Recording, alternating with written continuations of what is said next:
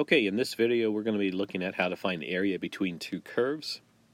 So the area between two continuous functions, f of x and g of x, on a closed interval ab, where f of x is greater than or equal to g of x, is going to be the integral, the definite integral from a to b of f of x minus g of x dx. So we'll go ahead and draw our two functions, f of x. There's g of x. Okay, that'd be the x and the y-axis. And there's a and b, and we're going to go ahead and find the area right in here. Okay, so we're going to pick an arbitrary point between a and b. We'll call it x of I. Okay, and then we have g of x of I and f of x of I. And if we take the difference between f of xi and g of x of I, that's going to give us the distance between those 2 points. And that'll be a height of a rectangle. And then we'll go ahead and give it a certain width. We'll form a partition of AB. It may be a uniform partition, it may not. We're just going to have a partition of the AB. And for this particular rectangle, the width of it is going to be delta xi. So the area of this representative rectangle here is going to be the height times the width.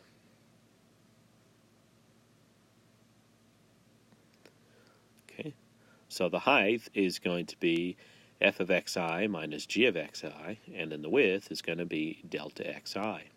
Okay, now what we can do is, or what we have done is we have some sort of partition, and so we're just going to have a bunch of rectangles, and we would just do this for the whole thing here. Okay, so we just let these keep going, and it's just going to partition this whole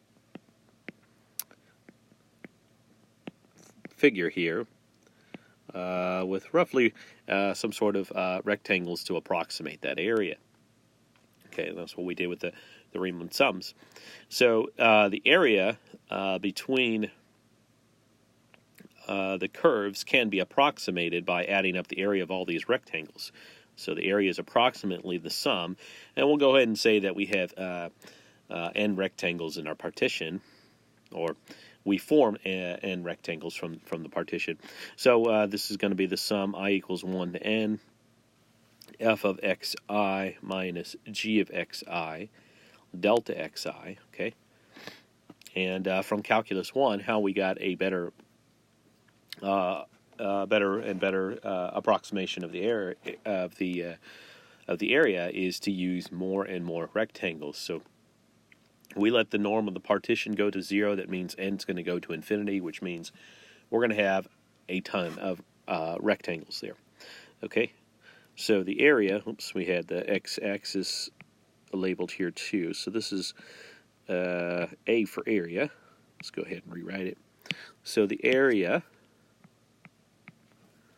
is going to be equal to the limit as n goes to infinity. That means we're going to use a whole bunch of rectangles of the sum I equals 1 to n, and then f of xi minus g of xi delta xi, and that's just the area of the rectangles. So this just says add up all the areas of the rectangles and then let the norm of the partition go to 0, and so we're going to have a better and a better result, and we define that to be the definite integral from a to b of f of x minus g of x dx. Okay, so we're going to do one example on this video here, and then on, I think we have 2 other videos for this lesson here, doing a couple more examples of finding the area between the curve.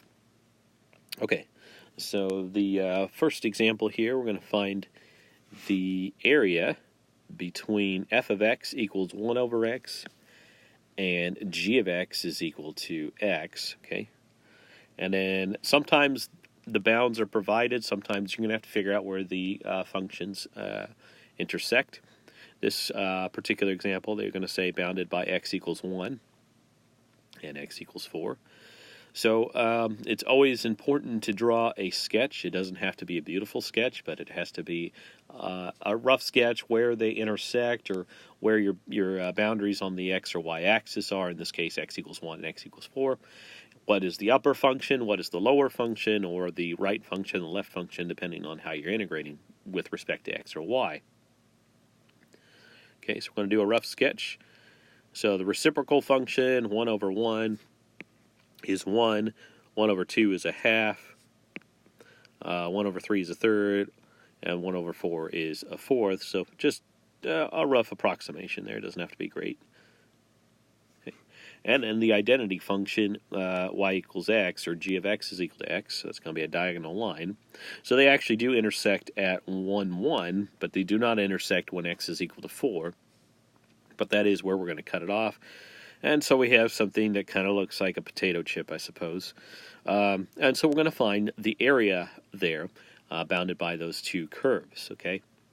So we do need to know what the upper function is, which is the g of x is equal to x, and the lower function, which is 1 over x. So we're going to be doing representative rectangles up and down.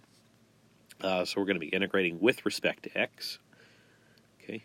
And there's a couple of those rectangles. So throughout, the upper function is always y equals x, or the g of x is equal to x.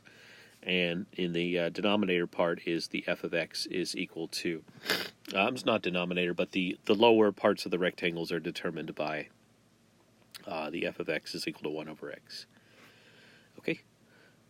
So let's go ahead and write out what the heights are. So the heights are the identity x minus the reciprocal function 1 over x.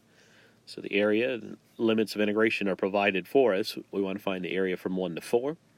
Upper function minus the lower function, and we're integrating with respect to x. So it's going to give us x squared over 2 minus the natural log of the absolute value of x, and evaluated from 1 to 4. 4 squared over 2 minus the natural log of the absolute value of 4, minus the quantity 1 squared over 2 minus the natural log of the absolute value of 1. Okay, so we have 16 over 2, which is 8, minus the natural log of absolute value of 4 is 4, so it's just the natural log of 4. Okay, minus 1 over 2. And then the natural log of 1 is 0, so the natural log of absolute value of 1 is the natural log of 1, so that's going to be 0. And so this is going to give us 7.5 minus the natural log of 4, and that is your exact answer. So maybe it's always good to give the exact answer. Since we are doing an area, it might be good to give a decimal approximation to probably 4 decimal places is enough.